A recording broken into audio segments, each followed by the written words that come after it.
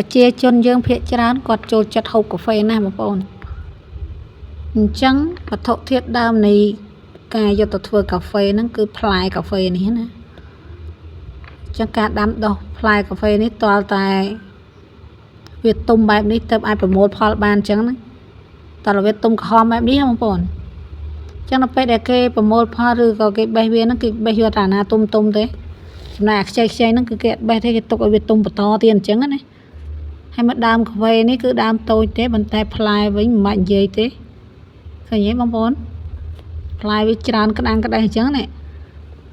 ហើយអ្នកបេះហ្នឹងក៏ញាប់ដៃស្កាស់ដែរបងប្អូនហើយបើសិនយើងបេះអត់ទាន់ក៏ខូចដែរអញ្ចឹងដល់ពេលដែលគេបេះបានហើយគេយកចាក់ក្នុងម៉ាស៊ីនគេបែបនេះណាយកទៅចាក់ក្នុងម៉ាស៊ីនហ្នឹងគឺកិនយកតែគ្រាប់ទេអញ្ចឹងដល់ពេលដែលយើងទិញកាហ្វេយើងឃើញគេកិនគ្រាប់កាហ្វេយើងអញ្ចឹងណាបន្ទាប់ពីកិនរួចរាល់គឺគេចាប់ផ្ដើមយកគ្រាប់កាហ្វេនេះយកទៅហាលឲ្យស្ងួតដើម្បីទុកឲ្យបាន